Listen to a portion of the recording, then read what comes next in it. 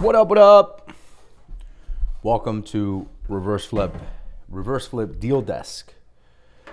What's going on, guys? Give it a second for a bunch of people to come in here. Happy Friday. Let's start by talking. Well, let me move the screen over here. All right. So let's start by talking about how cool the webinar was last night. It was awesome. I think it was a great session. VIP was awesome. There was a ton of really good questions in the VIP, which I personally enjoyed very much. So today we are going to, and by the way, we're going to do a secret reverse flip deal desk today at 4:30 to 5:30. So if you didn't get an invite for that, you need to look for it. All right. Today we're going to talk about, it's going to be a short one today, but it's going to be really packed and awesome. So we're going to talk about a specific deal that an RF Pro member brought to me, which we actually ran today a little bit earlier. And it's very what's the right word I want to use here? It was very hidden, the way that the answer to what to do on this deal was there. Okay, very hidden. So very difficult to find what the real issue was. Most importantly, it was kind of one of those situations. Was like, look, the actual answer is don't do anything on this side. You need to shift gears and go to the other side. Okay, so I'm gonna walk you through that. Greetings, everyone, live from Washington D.C. What's up, William? I love it. All right. So the address, let me get the address before I forget. I got a lot of tabs open. You can see I've been moving today. So let's move. I'm gonna do it from scratch. And we're gonna go through this. Close this out, this out. Okay. So, all right. God, that was a lot of tabs, huh? So here's the address, 3511 Inverary. Very interesting name. Inverary Boulevard West. Okay. Interesting address for South Florida. So right off the bat, the property obviously has 100% equity. All right. What up, Will? Happy Friday. Real Equity Masters. What's up, brother? How you doing? So, right off the bat, it has 100% equity. I like it, okay? So, what I want you guys to do today is follow along with me and write down everything that I'm going to say that was good on the deal. And then we'll kind of go, like, we'll do pros and cons, right? And then we'll go with everything that was, let's say, bad on the deal, okay? So, again, if you're like me and you like little notepads, just write a good and bad chart. Does not have to be scientific, guys. You don't need an Excel sheet or some kind of Google Doc for this. So the good, let's start off by 100% equity. That's always good, right? Why? Because there's no mortgage.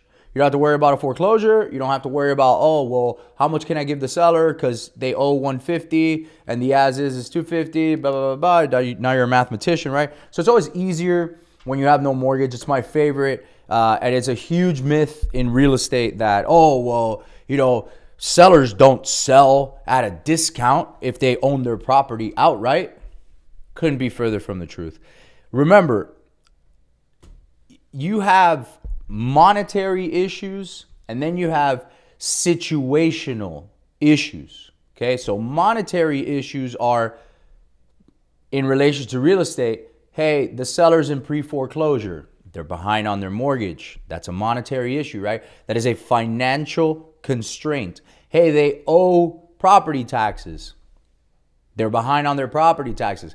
Could be 1 year, could be 2 years, could be 3 years. It could be more. They could have homestead penalties. That's a financial constraint, right? Eventually in Florida, for example, and in a lot of states, after 3+ years, that property is going to go to tax auction. They might have lost their job. That is a financial constraint. Why? They have income. They have lost income, either a spouse, one income, or both, or, maybe if there's only one form of income, they lost their income. That is a financial constraint, okay? What are situational issues? Situational issues are, hey, the property has a squatter in it. Not a monetary issue. It will become sort of a monetary issue if you have to do an eviction, right, and all that stuff. And if you can't collect rent, or if you can't rent it out, now you have, a monetary issue, etc. But that's not that's a situational issue. That's not a financial issue. Make sense? A divorce, again, not a financial issue. That is a situational issue. Even though divorces can cost you dearly in finances. Another situational issue is the house burnt down. It's a situational issue. Maybe a seller was not having any problems financially. Boom, house burns down. Boom, storm comes. Boom, house is flooded. Situational issue now changes the game. Another situational issue that's not necessarily financial is heirs inheriting a property. Again, situational. And now they say, oh, my brother and I hate each other, or my sister and I hate each other. Maybe there's 5 of them, 10 of them. I've done them up to 30-something heirs if there's 2 or 3 generations. This is now a situational issue. Now they can't agree to sell, or they don't have the money to do a probate, or there's a will, or there's not a will, or there's, half brothers, half sisters, et cetera, ex-wife, et cetera, right? Those are situational issues, all right? So now that you got that, financial, situational. So again, it is possible that somebody has 100% equity, but has a situational issue. In this case, it was both. There was a financial issue. Why? Well, there's actually situational and financial. The big looming situational issue here was this is a pre-inherited property, meaning that the owner, whose name I think was Edwards, is that right? Or Jerome? Which one? Jerome Edward. Oh, I got them both right. See, so right here, right off the bat, there's a positive, right? You're going to write that on the good column. Estate of, or EST of, okay? That's a plus. So right off the bat, that is the situational issue. Also in this one, we're going to go down. Now, it doesn't have a mortgage, so why is there a foreclosure judgment if there's no mortgage? Does anybody want to answer that one? I'll give you a hint. There's HOAs, right? So what if you don't have a mortgage, but you owe the HOA? HOAs are the ones that are going to file the foreclosure and the list pendants the fastest, okay? So in this case, there is technically a pre-foreclosure, lender related. This is a HOA pre-foreclosure. So that's a positive, okay? And you also have a lien, which is an HOA lien. So you're going to write down lien, okay? Now we're going to look at physical distress, as we always do. I'm going to pop this up. This is Lauderhill. I think this actually might be inside a neighborhood, so we might not have, we are not going to have a picture of the house, of course, because Google doesn't want to drive into neighborhoods with gates. I get it. This is a very interesting property, too, in the sense that it's not a detached single family, all right? This is a cluster, what I would consider a cluster home, okay? Yeah, and then my man right there got it. There's an auction date, all right? So he went a little bit ahead of me, but there you go. So there's a sale date. You can see it right here, sale date. Bam. I don't know why I copied that, but there you go. So you're going to write down auction. So guys, let's go through the list so far. 100% equity is good. Estate of, inherited property, good. Pre-foreclosure for an HOA, great. Lien, great. Auction date, great. Auction, next to it, this is how I think of leads, and this is how I want to show you and teach you how to think of leads. Auction, you're going to write in parentheses next to it, time. Lien, you're going to write next to it, money, little dollar sign. Pre-foreclosure, you're going to write next to it, dollar sign, / time. All right? Estate of, you're going to write next to it, situation. And then 100% equity, you're going to write next to it, just a dollar sign, okay? Because that's monetary related, okay? So why do I want you to think of it this way? Because I'm grading, if you haven't, figured it out by now, I am grading a lead with you live. I do this real time very fast, right? Obviously, I'm breaking it down and I'm slowing it down so you guys can learn this.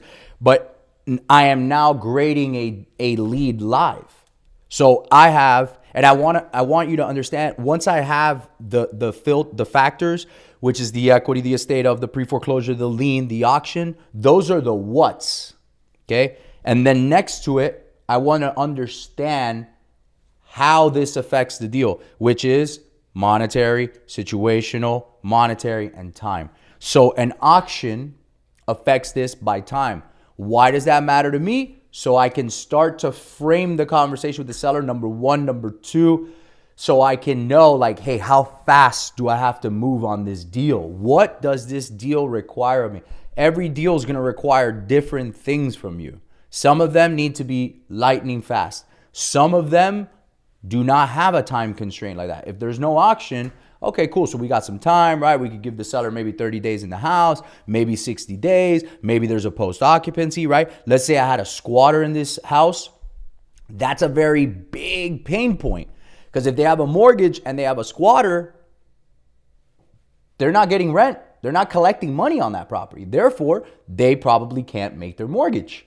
Also, they have to spend money now. Not only are they not making money, but now they have to spend money. Why? Because they got to evict the squatter. They got to do an ejectment. They got to get them out. Also, the squatter might destroy the property. So now they're going to have a conditional issue, which is a monetary issue because they're going to have to pay for it. Probably might not finance, right? They can't show the property. They can't get in it. You get what I'm going here? If they live out of town, it's even worse because now it's like, hey, I haven't seen this property and there's some nut job inside of it. There's some crackhead inside of it. You guys see where I'm going with this? Cool. So we basically have all the good things, right? And now we're gonna start to find anything that's bad with it. Okay. Now, when I say bad, I just mean something that doesn't help the deal or something that doesn't help the pricing of the deal. So for example, the fact that this is a cluster home, it's not a single family, that's a bad thing. Why? Because it's not as desirable. One, two, my buyer pool is a lot smaller. Would you rather a bigger buyer pool or a smaller buyer pool? Bigger buyer pool, okay? Everyone wants a single family. It's a subset of people that want to live in condos, for example. It's a subset of people that want to live in a cluster home. It's a subset of people that want to live in a duplex or a split home. You understand me? Most of the population is going to want to live in a single family that's a standalone single family, okay? Now let's keep going through this. Also, the mailing address is the same. That's okay. I don't know whether or not, because obviously Jerome Edwards is deceased. I don't know whether or not the heirs live inside the property or who's in that property. Okay, there's no adverse possession, so that's good. I don't see that. If there was, I would write that in the good column, right? Because that's another motivation. Okay, so let's start to find out what's up here. So the JV came to me and he said, "Hey, Will, I got this property. I've been working on finding one of the heirs. There's two heirs, so he already knew it. So write that down. Two heirs, which means 50-50. You understand? There's two heirs. They're gonna inherit 50-50. All right? So you got 50-50 ownership. And he said, I'm talking to one of the heirs that I can't remember his name, but when I see the docket, I'll point it out to you. Talking to one of the heirs, he started a probate, and I found it because this is a pro member. He knows how to do this, right? He's been taught how to do this. He's running the play. So the probate has been filed. So again, you're gonna write that down. Okay, so I got a probate filed. I got two heirs, 50-50. I'm talking to one of them. Put yourself in his shoes. This is how you would run the play live with yourself. I'm talking to one of the heirs.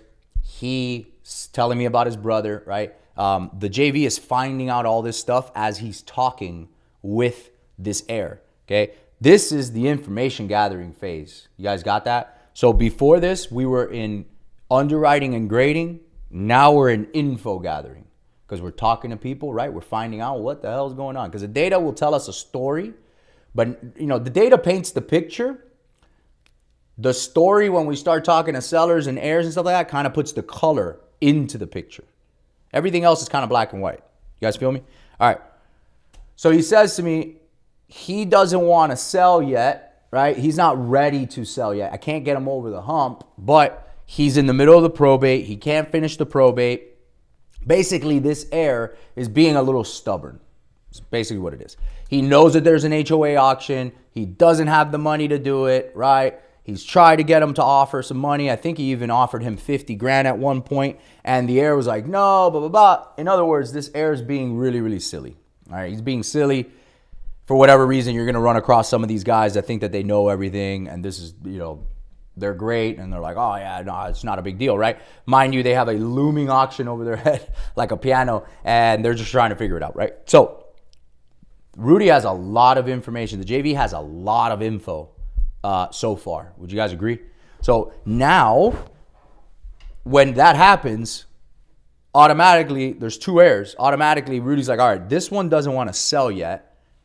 I know the brother, right? I found out about him. Let me go after the brother and let me work it from both angles, right? If this one doesn't want to sell yet, let me go find the other one, because if I could find the other one and I could buy his 50%, I got a deal, right? And now I can, you know, file a partition. He can force the sale in a lot of legal ways, all right? So he goes off, he does that for weeks and weeks and weeks and weeks. He hires my PI, private investigator, goes through that. This guy's unfindable. He does a background search on the guy. Guy's a straight criminal. Guy's got no credit. Guy's got no car, been in and out of jail. You know, obviously he's not financially, you know, set up, etc. The guy lives outside of the property. He lives in another place at some, like, in the hood in some condo, right? So this guy is just hiding from the world, let's say. So Rudy cannot get in touch with him, all right? Try door knocking him, nothing's going on. So for all intents and purposes, heir number 2 is a dead end for now, okay? So he comes back to me today and he's like, look, somebody paid stop the auction. And I said, okay, well, you know, auctions only stop for a number of reasons, right? There's only a certain amount of reasons for stopping an auction. So now we're going to go into this. Let's go into the case search now. And when we do the case search, we're going to look up, my man is Jerome Edwards, I believe. Yup. So we're going to copy that. We're going to go here. And we're going to grab that. And Jerome, here he is. Cool. So we're doing the civil case search. Why? Because I want to see the lawsuit. There's 2 lawsuits. There should be 2 cases open here. There should be a probate, 1.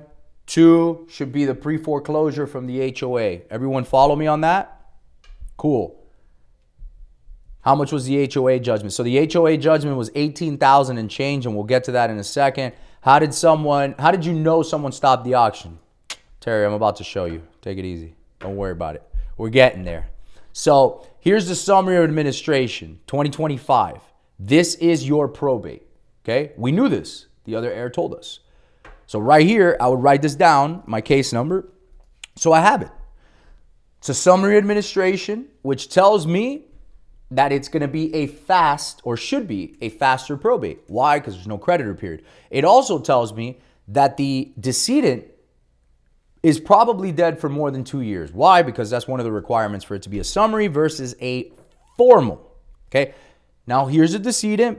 Boom. Jerome Edwards. We knew that. Here is, let's call this guy the good heir. Okay. Let's call him the good heir.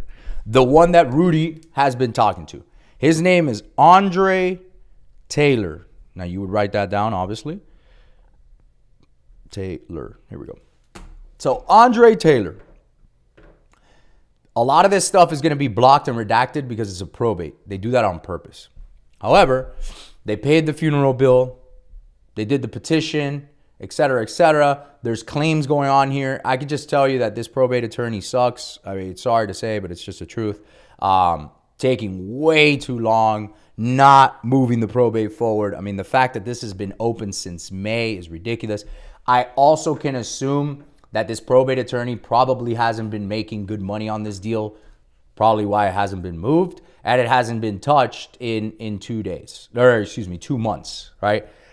If this was the homestead property also too, by the way, which I believe it was, these claims should not matter because it's protected by homestead, and heirs get homestead protection in the state of Florida automatically. So none of this stuff, all this stuff that the attorney's doing is unnecessary, is what I'm trying to tell you, okay?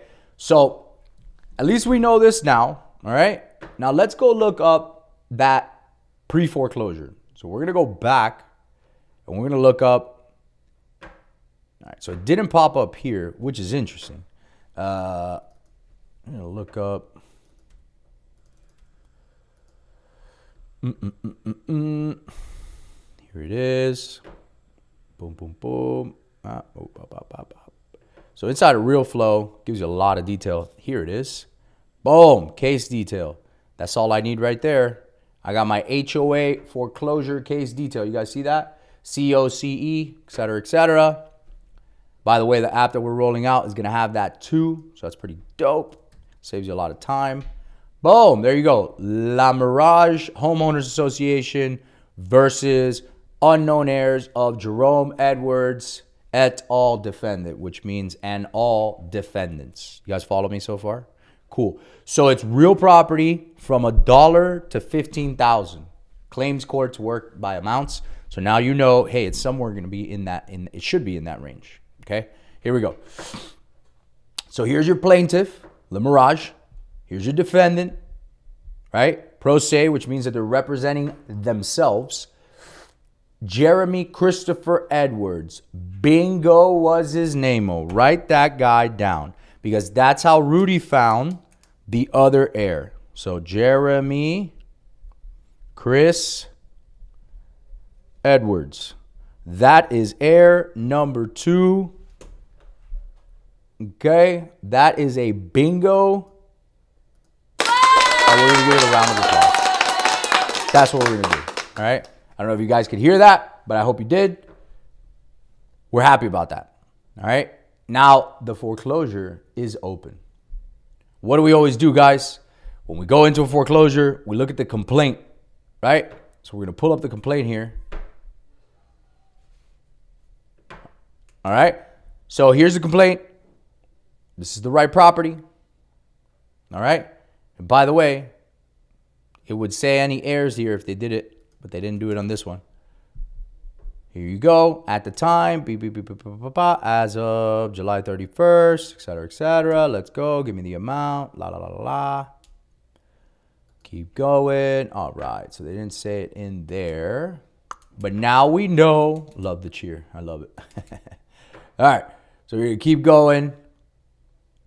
And we have the final judgment. So that's really all we need. Okay.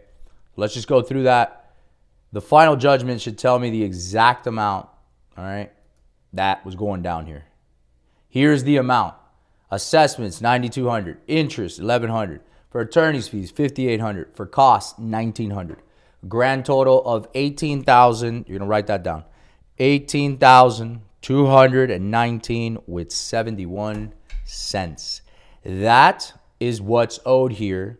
And believe it or not, since this property is free and clear, it says here, the clerk of court shall sell the property. Read this here, guys. The clerk of court shall sell the property on Friday, January 16th, 2026.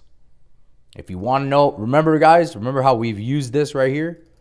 So if I go over here, and I've showed you guys this before too, Broward County, real foreclose, and it says here, January 16th, which again has already passed, but we already know that it stopped, right?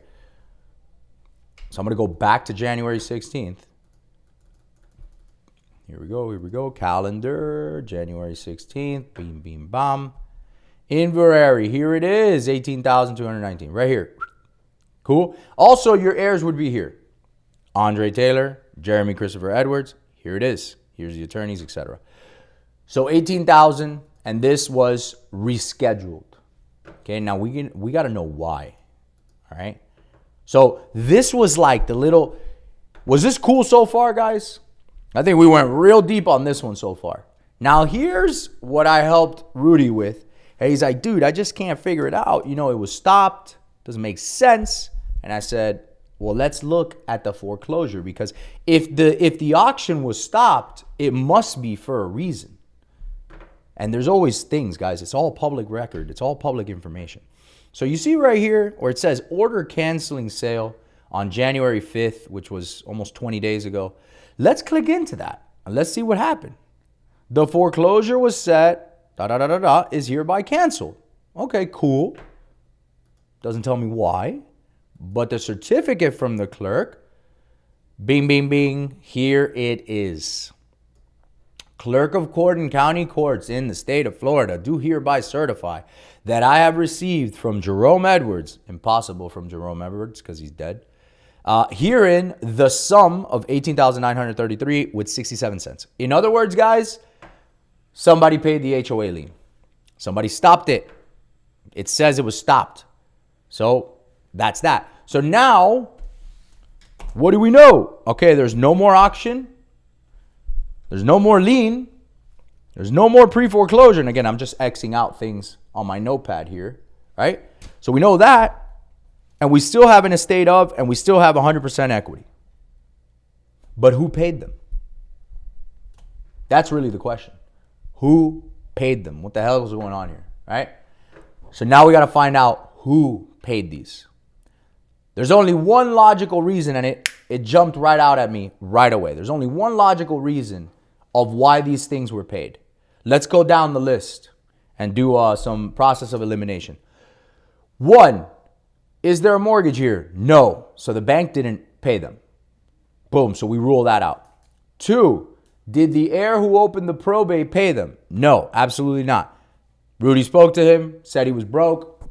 He didn't pay them. The estate didn't pay them. The estate has no money. The probate attorney didn't pay them. Probate attorneys are not going to front $18,000 on a probate case. You understand? Well, the deadbeat brother, who's a criminal that we can't find, didn't pay them. That's for sure. That guy's broke, right? So what does that leave? What do you guys think happened? Anybody want to take a guess? Give me something. If somebody gets this, it's a biggie.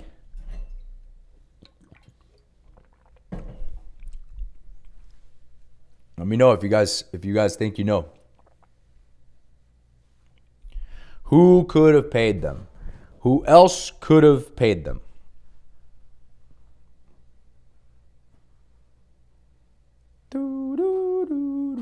Must be a major lag. Investor, my man, nailed it. Nailed it. That's exactly who paid them. Great job. Squatters was a second good guess, but there's no adverse possession claim filed. Investor. What this told me right away, without even knowing it, because they left no trail. They left Jerome's name on there if you paid attention. This tells me that other broke brother was found by another investor, just like we do. They got their deed, they got their POA, they own their 50% now, and they paid the HOA fees. I don't even need to, I would bet my life on that, by the way. I would bet my life that that's exactly what happened. I don't even need to see it in order to know. So now I know with 100% certainty, somebody paid these, and any day now, because it's recent, any day now, they're going to jump into that probate and they're going to say, hey, here you go. We're the owners of the 50%. Boom, boom, bam. We're filing a partition, etc. We're exerting our claim, etc., etc., etc. So what does that leave? Is this a good deal or a bad deal now? Well, the answer is it's still a good deal. Now what I'm going to do is go to the other heir, the one that filed the probate, and I'm going to tell him, hey, look, here's what happened. Here's the situation. Are you ready to stop playing around? I'm ready to buy. You're going to get sued. They're going to come after you. He's going to force his position, and he's going to force you to sell at a discount. Or we can sign today. We can get something done. We can agree on a price. I'm taking the risk. I have the attorney. I'm going to fight it for you, and you're done. You get your money once this closes out. So this is still a good deal However, it saved Rudy from one, not chasing a ghost, because now he knows what's happening on the other side. Two, now he can go to the original investor who kind of had his head in the sand and say, hey, here's the situation. This is what I'm going to do. The situation's changed. Here's some leverage. Boom. Now he can use that to negotiate. Okay. Now, of course, there's a lot of equity on this deal. All right. Let's look at that last. So over here, you have a property, even as a townhouse. Let's run the comps real quick. Again, we can assume that this thing needs a lot of work, right? It's vacant, etc. But you have ours is a 3.2, 1,458 square feet. You got a 2.2, 349, 379, 365. Okay, look, the ARV is at least 350. Okay, which probably tells me that the as is 225, 250. So I got room to play with. I can give that other investor all day long a good amount of money. What if the other investor forces the sale on the good air and Rudy buys the good air's part? Correct. That's exactly what I'm telling Rudy to do. Yep, that's exactly what I'm telling Rudy to do. So let's run some numbers, right? Let's get this down. Let's say the as is 250. So 250 divided by 2 is 125. So 125 is what the other heir's 50%, each heir's 50% portion is worth. You guys follow me? So 125, I can pay that heir. Let's say I pay the good heir now, Mr. Andre Taylor. Let's say I pay him 50 grand. I still have a 75K spread on this deal because his portion is worth 125 minus 50K. You got 75K in spread. So you can push it to like 75 grand and you still have a 50K deal. That's probably all I would push. I would go in at $0 or very minimal, like 1,000 to 3,000 up front. I would structure the remaining 50 to 75,000, depending on what I agree with, on the back end. I would let this investor do his thing, file the probate, the partition, all that stuff. And then I would jump in and say, hey, here you go. I'm the other owner. I'm ready to sell. Let's do it. You owe me some money, right? Who's got my money? And that's all. That is exactly how I would run this deal. This is not a dead deal by any means. We found who we need to go after, who we don't need to go after, the spread that's on this deal, and why this is still a really, really good deal. Again, you can only do this using this method and the reverse flip method because it allows you to buy partial interest deeds, etc. You would not be able to do this with contracts and all that stuff. Legally, you wouldn't be able to do it. Two, it would be so much risk that I would never recommend doing it. And again, guys, most people are not ever looking through all this stuff. They're just shooting in the dark, agreeing to numbers with heirs that they don't even know if they're the right heir, the wrong heir, etc. Walking into issues like this, they don't even know, most people don't even know that there's an attorney on the other end because clearly the investor bought the other portion. You understand? So this is why this is so powerful, to be able to underwrite ahead of time and be able to understand what's going on. The cost of the probate comes off the total sale of the other investor who started it. Yeah. So the estate will divide the cost 50-50. So let's say like all the costs end up being, I don't know, I'm just going to make up a number, but $10,000. Then if it sells for $250, one side's going to pay $5,000, one side's going to pay $5,000. Then each side is going to get their 50% minus what you bought it for. That's your spread. Beam, beam, bomb. You're done. That's it. That's exactly what it is. Any questions on this before we jump? Because this one was a good one. This is a great one.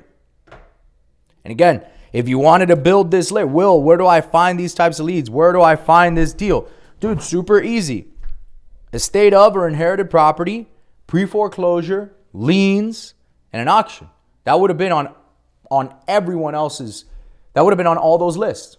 And again, this person was a little bit hard to find and a little bit of digging, but you're talking about doing some work. It took me about 10 minutes of work with Rudy.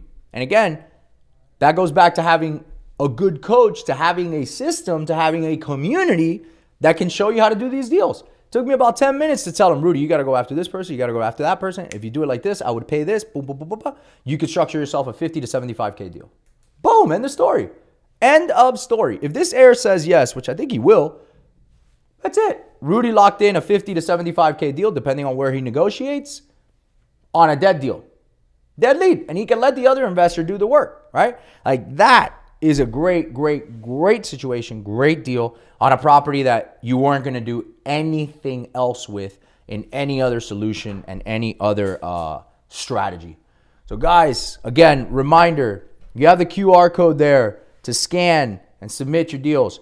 Today at 4:30, we're going to be going into a secret reverse flip deal desk where I'm going to be going over some actual deals with a select few group of people that are really serious and really committed.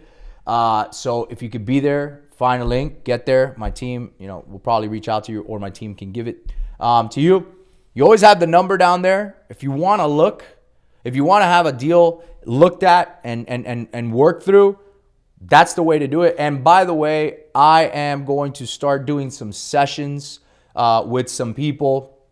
If you want to have like a private deal desk like this, I'm going to be opening it up for a few people. It's going to be $997, so $997. You get an hour of time with me, and I'm going to imagine doing your own reverse flip deal desk like this in private. It's recorded. You get the recording. You could ask me anything. Doesn't necessarily have to be like a specific deal. It could be about challenges. It could be about business. It could be about starting out. It could be about scaling. It could be about mindset, whatever you want. But I'm going to start doing that for $997.